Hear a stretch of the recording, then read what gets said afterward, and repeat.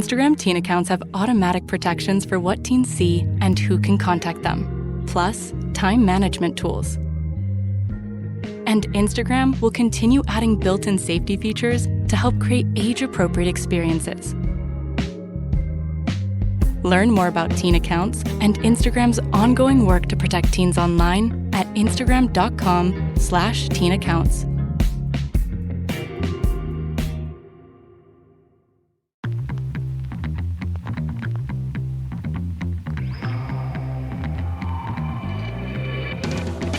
Welcome to the 1905 podcast. Each week, Joe and I bring you our unfiltered takes on the highs, the lows, and everything in between, following the Blues from Gate 13 of the Matthew Harding stand. Let's hit the notes. Welcome to an international break special of the 1905 podcast, and something a little bit different this week. We've been promising this episode for quite a while, but Joe and I sat down with friend of the show, Roland, to talk through some analysis that he did on how the money has been spent under BlueCo. Chelsea have made a staggering 49 signings since BlueCo took over the club, and Roland sent us a pretty in-depth breakdown of those signings and how he feels the money has been spent well and how it has maybe been spent less well. We will obviously be talking through quite a lot of numbers and data here, so what we've done is we've put together some graphics which we're going to share as you hear this on our Instagram, which is 1905 podcast, and we'll put them on Twitter as well, which is 1905 pod. So if you want to have a look at the breakdown there, please check it out. And one thing we want to say at the start of this is, of course, a lot of this is subjective. There'll be certain people listening who really like certain players and would maybe disagree in the categories that we put them in. It's open to debate. What we want to do today is just kind of give a general picture of where the money's been spent, where it hasn't been spent, and maybe what needs to happen in the future to ensure Chelsea have a really well-balanced squad. So, without further ado, let's get into the conversation.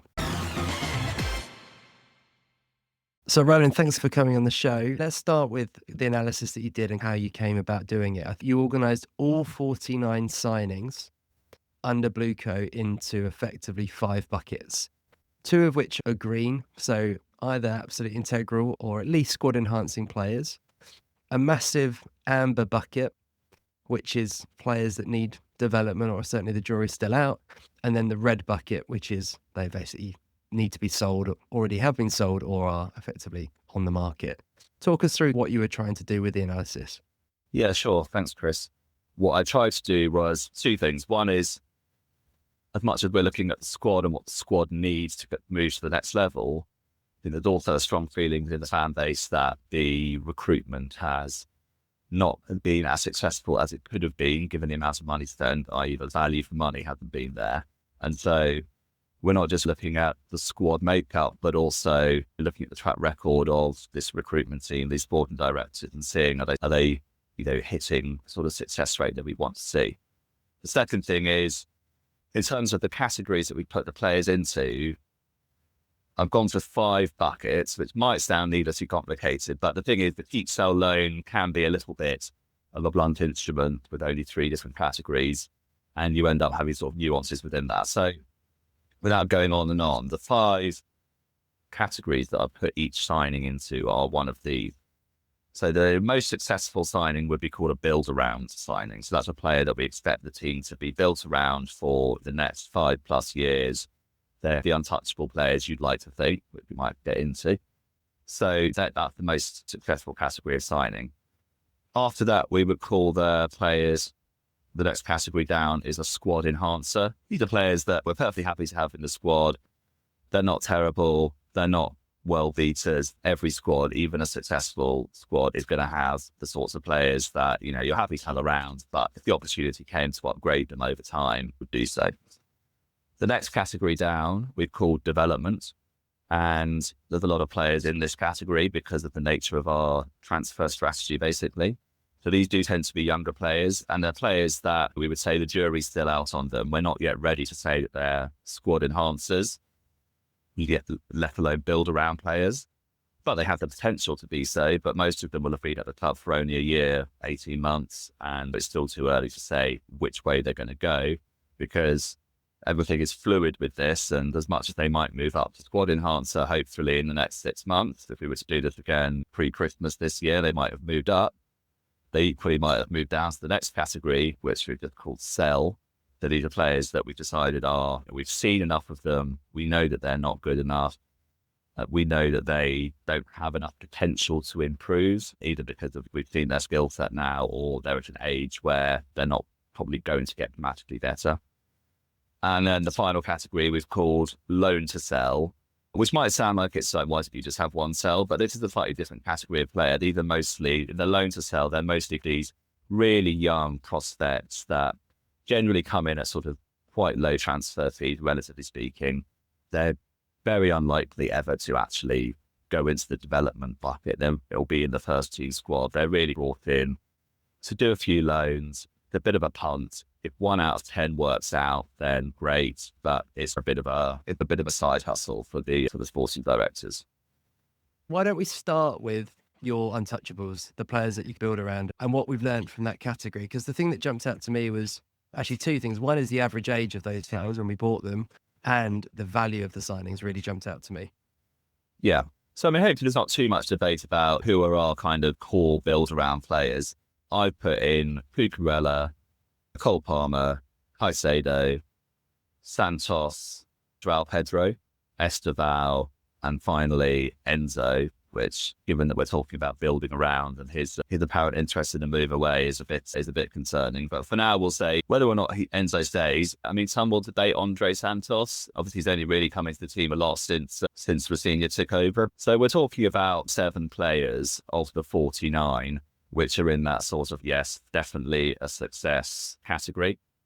So if we generously say 7, then that's 14% of the signings that have been made so far. And looking at the data in that category, but the average value of those signings is high. So 68 million spend on those with an average age of 21. So pretty young, but spending very big in that area. Yeah, if we compare that to the next category, which is squad enhancer, those players were 1.5 years older if we're looking at the decimal points. So not a huge amount of difference, but the average fee that we pay to those build-around players was 68 million euros. For the squad enhancers, it's 49 million euros. So there may be an element of you get what you pay for. I think the other thing, which is, well, let's do the squad enhancers and then we'll get to the overall kind of criticisms. But the players that I would sort of put in this category, who are, again, sort of the solid squad players that you're not looking to ship out, but equally you're not sort of over the moon about them. I would put Gusto. I had Robert Sanchez. That's definitely up for debate now. I had Nicholas Jackson, although of course he's on loan and probably going to leave, but I would still say he was a good signing who was still technically at the club. Pedro Neto. And then finally, Wes Fofana. I think, again, that's a player who, although we don't want to be too reactionary here and just react to like the last 2 matches and people go from hero to zero very quickly, I think there has been some behaviour in matches in the last couple of months that is pretty alarming in terms of sort of concentration and application. So I'd be more than happy to see him move down if I was to do this again. So let's call it 12% to be generous. So we're adding 12% there. The 14% we had previously, that's 26%. So of the 2 categories which together form asset signing that is more successful than unsuccessful, we've got 26%. Now, people do talk about what is a target success rate, and there is this number 50% that sort of floats around.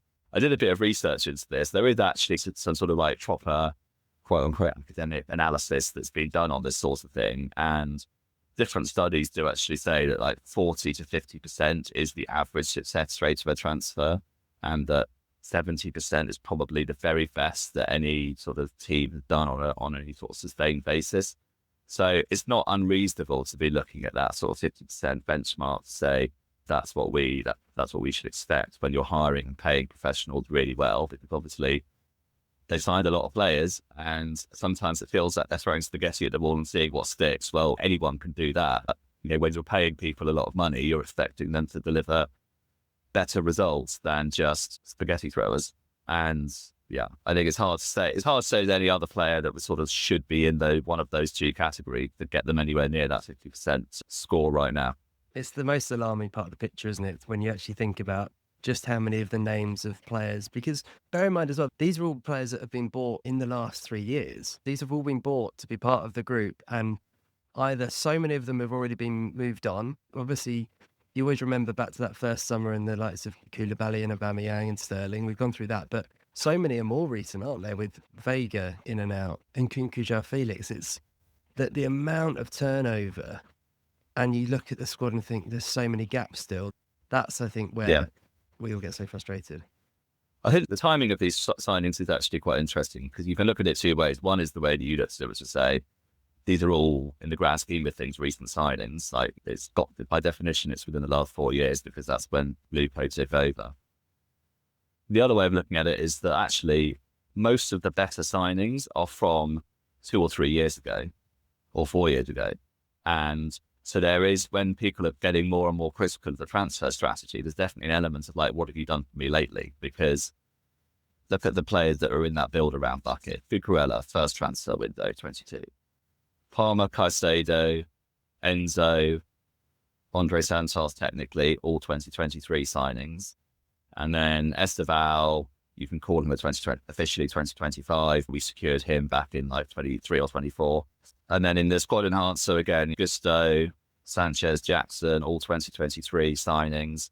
The only recent signing that is like definitively a good signing would be João Pedro from the last transfer window. So the concern is almost like these guys are getting worse at signing players as they're like Man City and Brighton and Monaco ideas dry up. Like, they're getting more and more desperate, and the quality of signings that actually seems to be declining a bit. It's fairly scary when you see it written out. And arguably, actually, this next section, the development category, as you've called it, which is the sort of TBC category with a lot of players. It's the biggest category. There's a lot of names in there. I'll throw a few out there, but you've got the likes of Lavia, Penders, Garnacho, Gittins, Delap, Asugo, Hato. There's so many in there that are at the club now. There's players that have already left, like João Felix and Kunku, Carney and stuff. Let's talk through that category a little bit, because it's the biggest area of contention, isn't it, I think, in terms of where we've spent a hell of a lot of money. There's like 12 players in that development category. Is where the transfer strategy focuses, right? And some of the players that I've described as squad enhancers, particularly, would have started off in development. Like, if we were doing this within 6 months of their arrival, they would be in that bucket and they managed to move up. So that's good. So the sporting directors would say, well, hold on a second, like, given the nature of our strategy, which is dictated to it by our bosses, the owners of the club, like, you have to sign younger players. You can't judge our success rate when there's a lot of players that are still young and are still in that sort of jury's out category, because we sporting directors think that at least 6 of those 12 players are going to move up over the next 12 months. And if you look at it then, things will actually look a lot better. So they would argue, well, Hato is going to move up to be a squad enhancer player. Mamadou Sarr, they would say the same thing about. Penders, they would say the same thing about. Do you know what I mean? So, I mean, they struggle to convince me that Delap and Gittins and guys like that are going to move up. I think they're more likely to move the other way. But they would say, conveniently for them, they would say, you need to give this more time before you can fully judge it because of the nature of the players that we're signing. But it's always like Miana with these guys, because they've always got this get out of saying, when you're signing young players, you've got to be patient. I would say, looking at the development stuff, is that you've got Lavia there at 50 million quid. You've got Garnacho, 40 million pounds. You've got Gittins at 52, 53 million pounds. Delap, 30 odd million pounds. I don't think we should be spending this amount of cash on players that might be good in 3 years' time. This is Chelsea Football Club.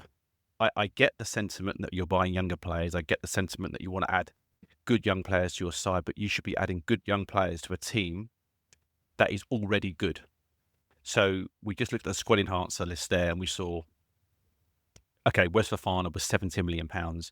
Okay, you're buying him at the peak of his powers when he was at Leicester. Okay, he had an injury, but peak of his powers, so got a bit unlucky with him. But he is now someone that really, if you're being fair and honest, we should be looking to sell him. Rob Sanchez was, in my own head, he was never a first-team goalkeeper. He's become the first-team goalkeeper. Okay, we didn't pay a load of money for him, but he's £25 million, but he's just simply not good enough. And we've got to drop people out of that squad, in my head, drop people out of that squad enhancer list, bring in a couple of players. So we're hoping that Gittins gets good. We're hoping that the Lap gets good. We're hoping that Mike Penders becomes something. But all this is hope. And the really frustrating thing for me is that we paid such a lot of money for the development players. Looking at players teams that we've just played against, who are spending far less, or at least the same amount of money for the build around players in their own teams. And my biggest worry is that we can't, as a club, be constantly trying to find players, which is fine if you're going to find players that are like maybe £8 million or £10 million. That should be your development stuff, not £50 million players. That cannot be something that Chelsea do. We're wasting so much money in that area, in my opinion. That should be at the top end of the budget, not in this kind of mid-range where you'd be looking to buy a Anselminho for 12 million and hope he becomes something. That's just my personal opinion. I completely agree, Joe. I mean, it makes no sense to me to spend £50 million on a player that is still a bit of a punt. And I mean, I don't want to I think Jamie Gittins become a bit of a poster child of a bad Chelsea signing because he ticks all the boxes in the sense that he's very young. It's a bit unimaginative because he's ex-Man City Academy. And then the third thing is we overpaid for him quite clearly. The fee we paid for him was a fee that was more than he was worth at Dortmund. And it was more than anybody else in the world would have paid for him. And yet we still ended up paying it because these guys aren't very good negotiators, right? Like once a club knows we really want their player and we don't have a deep list of transfer targets, like we've just got one or two guys, then they just hold out on the price and we end up paying it. But there's loads of players you could apply that to, right? But the point is, if it's a bit of a punt and it has to be on a player of that age, what are the outcomes what are the potential outcomes? One is that he does actually could become like a truly really very good player, in which case he might end up being worth 80 million. And then the other outcome is he becomes really quite an average player, in which case he might end up being worth 15 million.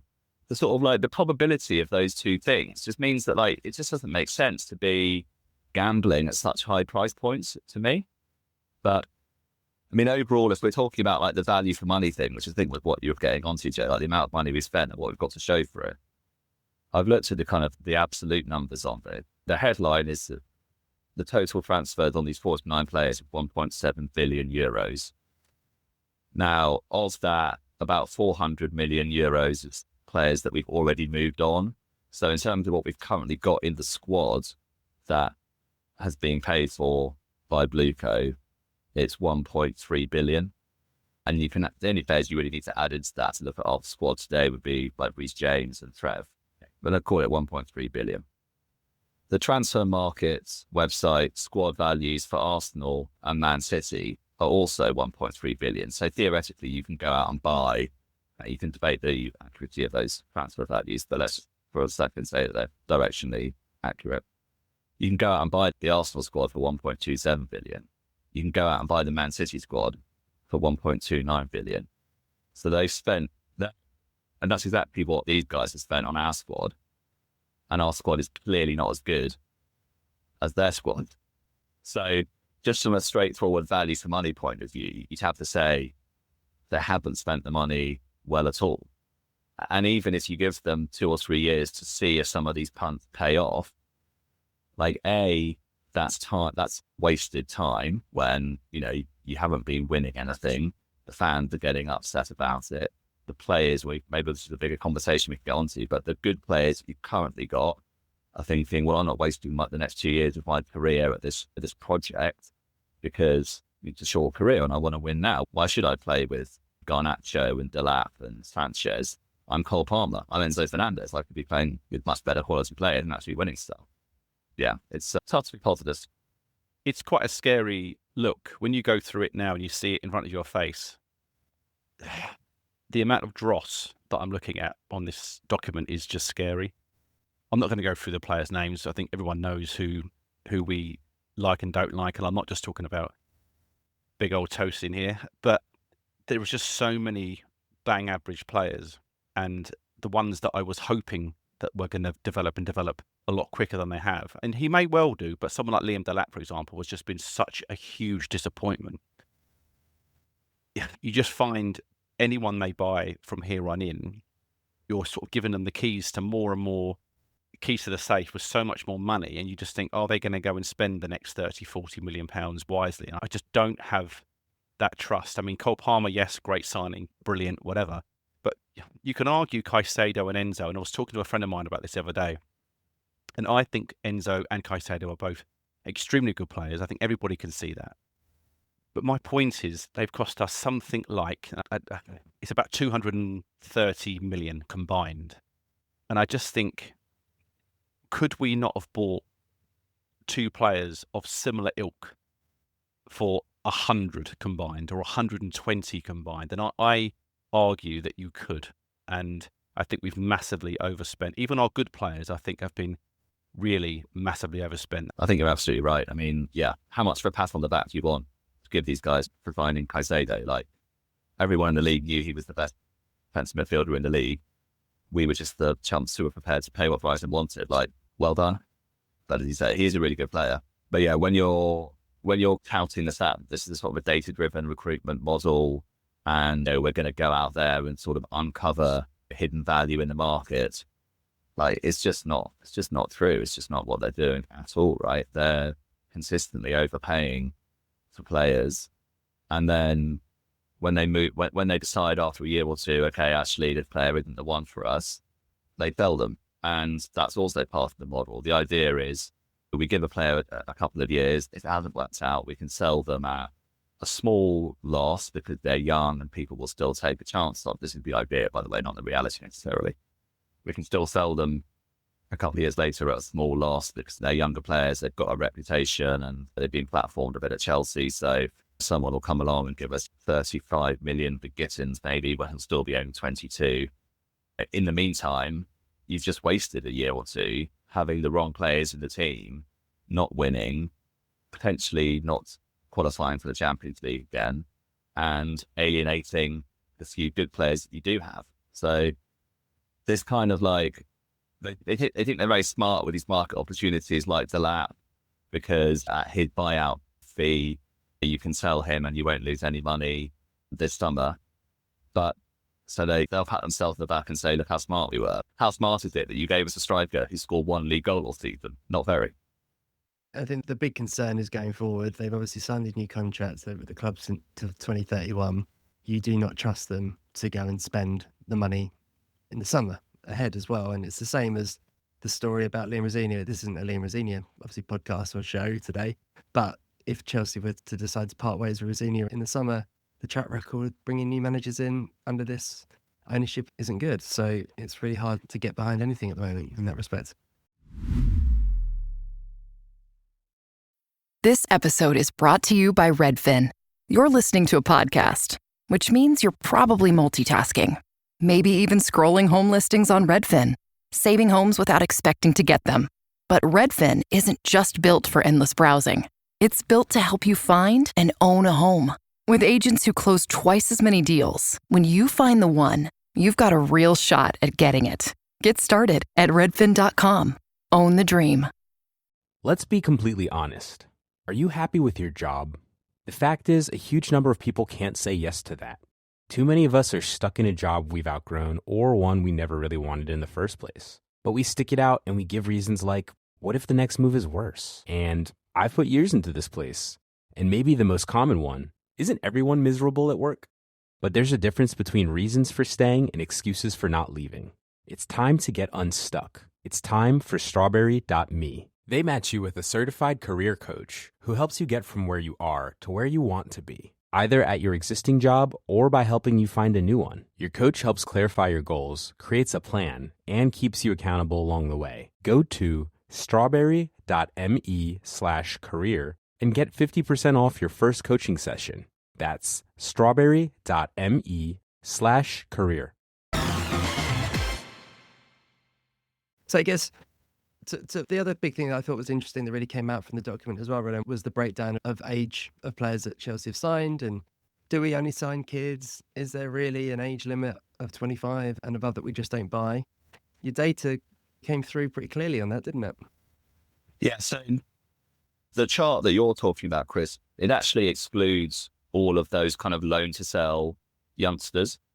Because obviously that just drags down the age dramatically. But again, to be a little bit fair to the sporting structure that we're critiquing here, we're interested in the players on the pitch for Chelsea, not the players within the wider Chelsea kind of universe. So just looking at kind of players that were signed and have been sort of regularly playing in the first team.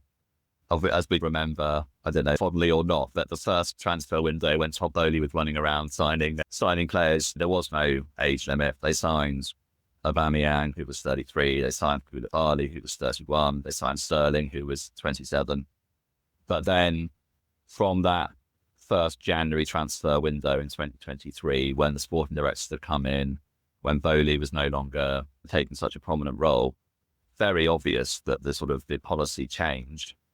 And since that time, the only first team player that's been over 25 is Tosin. Of course, he was a free transfer, so they would have looked at that in a slightly different way in terms of kind of the cost of the deal and the amortization and such like. But over that time, from Jan 2023 until now, the average age of a first team signing has been 22 years old. No one over the age of 25, apart from Tosin, as I said. To put that figure into context, at 22 years old, the average age of a Premier League player is 26.5. So it's a big kind of structural disadvantage in the team to have players of sort of such limited experience. Should also point out that the last summer just gone, which I think now, with the benefit of hindsight, everyone agrees is a transfer window that weakened the team rather than strengthened it. The average age of those players that we signed last summer was 20.4, basically 20 years old. So really young. And I think, well, there's a couple of things. What I find as frustrating as the focus on only signing young players and the absence of kind of experience in the team is actually the absence of sort of character and leadership. And I think these things often get conflated. Like experience is linked to sort of leadership and character and strength of character. And that can sometimes be the case. And there is obviously an advantage to having some players on the pitch that have been there and done it before, who can hopefully act as sort of cool heads. But if you're going to enforce like a youth-led recruitment strategy, you can sort of mitigate the experience issue by also making an effort to sign players of sort of high character, who are natural leaders, the sorts of players that have been captains of all of their age group teams coming through the ranks at club level and at international level. And I think it's when you go through this team, they're just quite obvious, from the disciplinary record to the way that they self-combust as soon as something goes slightly wrong in a match. If someone gets sent off or we concede a goal against a team that we should be beating, they quite often crumble under that pressure. And you can see them visibly panicking. And you can also see that there's nobody on the pitch who can be a cool head and a leader in those more challenging circumstances. And, there's been plenty of young captains that we've seen over the years, not just at Chelsea, like John Terry, guys like Declan Rice, Steven Gerrard, Cesc Fabregas at Arsenal, just to name a few. But you can use that as a lens to recruit for, rather than just looking at like expected goals and all the data that they look at. You can also look at, well, what's their character? Are they a captain material? And there's another one on this list, actually, I know that you're obsessed with, Chris, which is height. We never seem to recruit for height through the team. And it makes us really easy to bully and makes us concede a lot of goals from set pieces. So again, it's just one of these things where the recruitment seems to be so basic that it's missing like these really important things that come together to create a team that's actually sort of functional. Lacking just the common sense part, isn't it? Absolutely. Joe, what final thoughts do you have on this? Well, I'm just going to jump in on something that Roland said there. I hate giving the sporting directors loads and loads of praise, because when they get a good player right. So I really like Jiro Hato. Okay, I think he is out of all that group we signed this summer. So let's go through them. We've got Willian, Gittins, João Pedro, Garnacho, Hato, Delap, and Asugu. Hato, as we know, is well documented. He's captained Ajax at first team level, not just at under 19s level or whatever. He's been the actual captain of the club. So he's been That to me is actually a very shrewd and smart signing. And the more I've seen of him, so I like to think myself as someone that looks at a player, particularly in defence, and can basically say if I like him or not pretty quickly.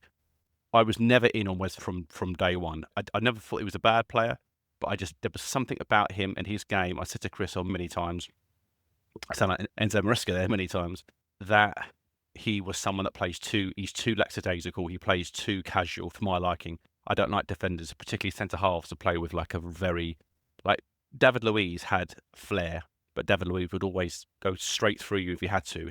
I don't see Wes Fofana ever doing that. Hato is someone that has got that ability to be, I think, a leader in this team as time goes on. But when you sign, is this 49 players? I forget the number you said, Roland, 49 players. If you get like a couple, I hate sort of giving them any.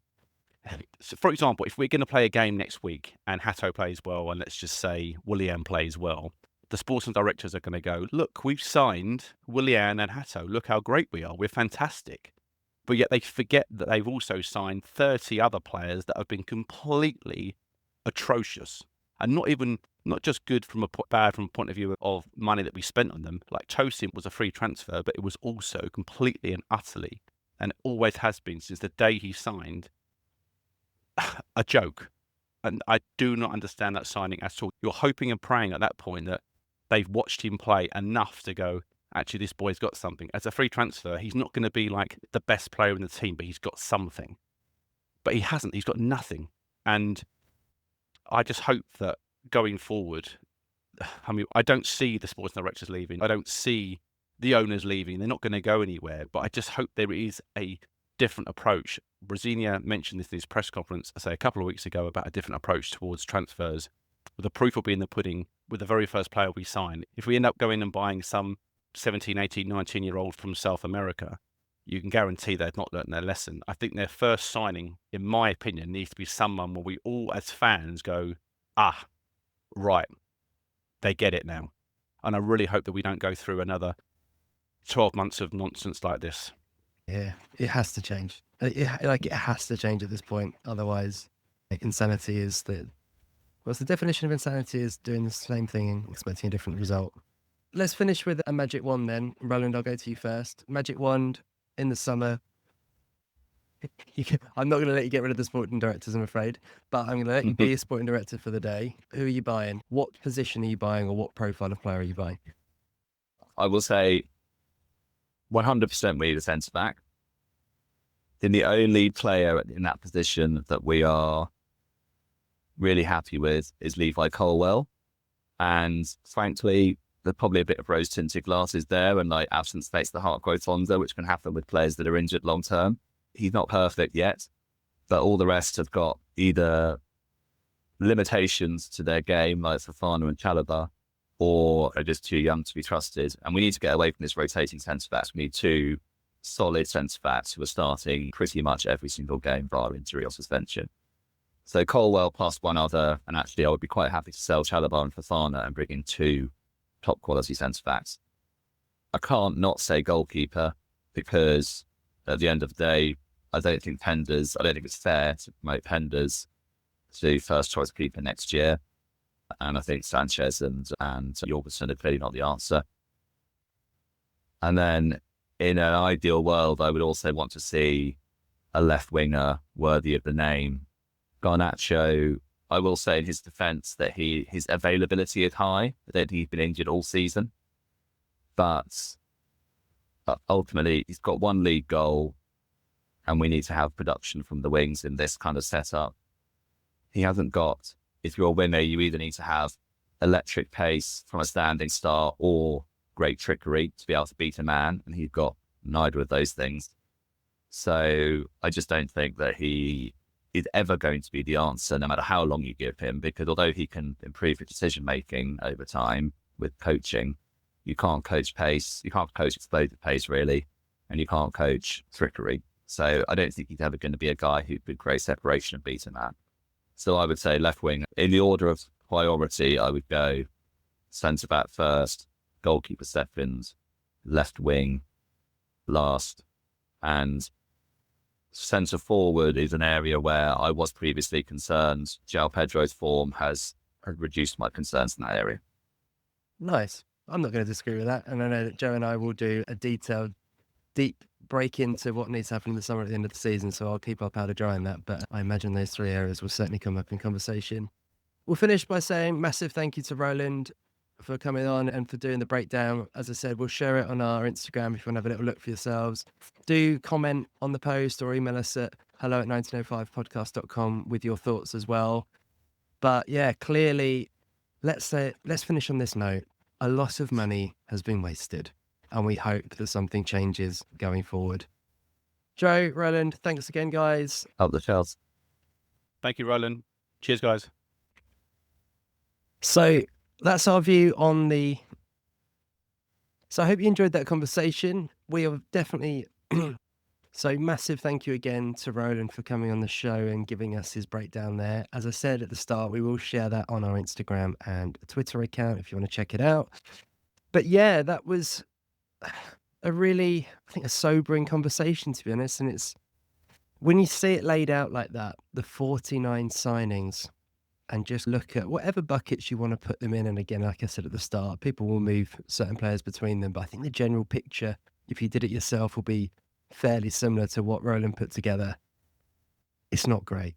It doesn't make for great viewing. And it's quite clear, as I said at the end there, that things have to change. And we just have to really hope and pray that there is a little bit of common sense in this coming summer, in transfer windows going forward, and that we learn from the mistakes.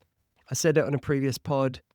I absolutely never minded and don't mind the club trying to be different and be innovative and find different ways to get a one-up. We saw it. Sometimes it can work really well. Liverpool did it using a real data model, based on the baseball model, wasn't it? And it worked brilliantly for them. This hasn't worked for Chelsea. It just hasn't. Now is the time to accept that, reflect, rebuild, and try something new. And let's just hope that in doing it, we're doing it quickly enough so that we don't lose those bits of really good work in the signings of those sort of build-around players, like Enzo Fernandez, who obviously has said in this transfer window that he'd love to live in Madrid one day and has obviously been strongly linked to Real Madrid, like Cole Palmer, Caicedo, etc. Let's make sure that we now build the rest of the squad and team around them that they deserve. And let's face it, frankly, that us Chelsea fans are crying out for. So yeah, that's a wrap. We'll be back obviously after that Port Vale game on Saturday, hopefully to reflect on the fact that Chelsea on the way to Wembley once more.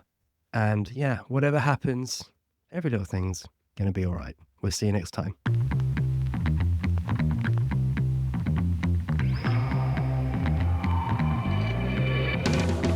Those were the Chelsea notes for this week. If you enjoyed the podcast, do us a favour and share it with a fellow Blue. And we'd love to hear your thoughts, so leave us a review wherever you're listening. Wherever you may be, stay carefree, and remember, every little thing's gonna be all right.